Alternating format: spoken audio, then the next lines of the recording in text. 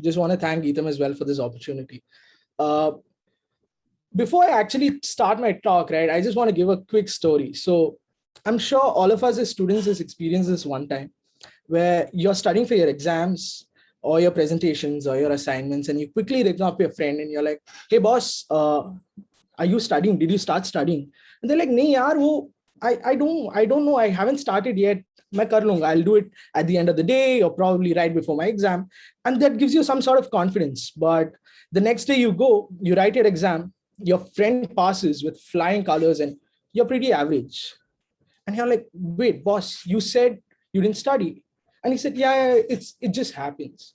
Now, the thing is, either he's really good at his their subject, or they just did that so to make themselves feel happy and more confident that they get more scores than you. Now, this is called zero sum mentality. Now, you must be thinking, what zero, what is sum, what is mentality? A lot of jargon here. Fundamentally, zero sum mentality is a mindset where for one to gain something, it always has to come at the cost of someone losing something. For example, if I want to go 10 steps forward, it has to be with my fellow colleague or someone else going 3 steps backward or 5 steps backward. And in addition to this mindset also teaches us that there are only finite opportunities in our lives to be successful. Now, let me give you one example. As engineering students, I'm sure all of us have written this one prestigious exam that we studied since the age of 13 or 14, which is the JEE.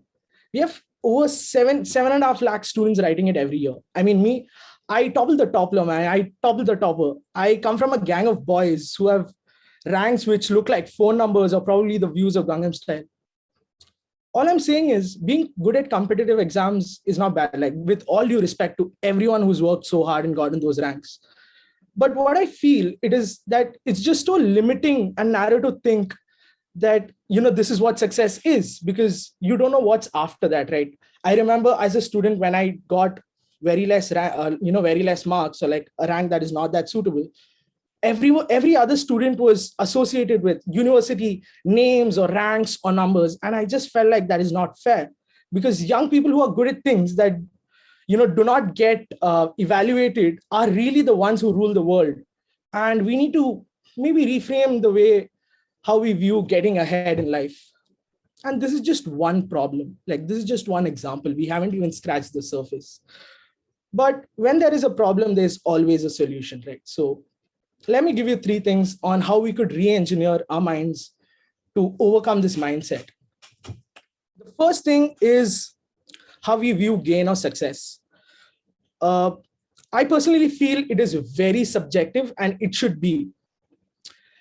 Indian society like ours, right? It raises us to, learn, and it conditions us to limit our understanding of growth. And they've always taught us that growth or success or a good life is very linear. But actually it isn't. It's way more complicated and layered, and the ups and downs is the beauty of life. Let me put this in perspective, right? A startup getting funding of rupees 1 crore and an athlete gaining their time by probably a tenth of a second is success. I mean, these may look very different, but for the person who's worked so hard, this is success, and we should respect and acknowledge that. Second thing is collaboration over competition. Mind you, I am an athlete and I absolutely love competition. But one thing I've learned over the years is competition is great. I mean, it's an opportunity for us to assess our game and for us to improve. But the moment it consumes us, I think it gets very toxic, and we need to understand that fine line of competition. But whereas collaboration, which is working with like-minded people, is that it makes the pie bigger, right? The pie of opportunities bigger. And it increases the opportunity. I mean, it increases the chance of returns for everyone involved. More opportunities, more returns, more ways to grow in life. The last thing, one thing we need to understand is that there is no set path to success. Especially after the pandemic, we realized that there are opportunities everywhere. So you don't need to be part of the top 1% or be part of the top colleges to be the top developer in the country. There are cohort-based courses. There are courses online. You can learn on your own. The opportunities are endless. And I feel we need to unlearn that. Because now let me just say, right, we've always grown to believe that there are finite opportunities. And this may seem like a very harsh hit to us.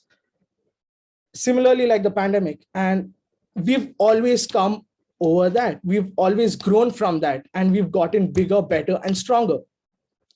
I just like to say that as students, one thing we need to do is always explore, experiment, and experience things. And that's how we'll grow.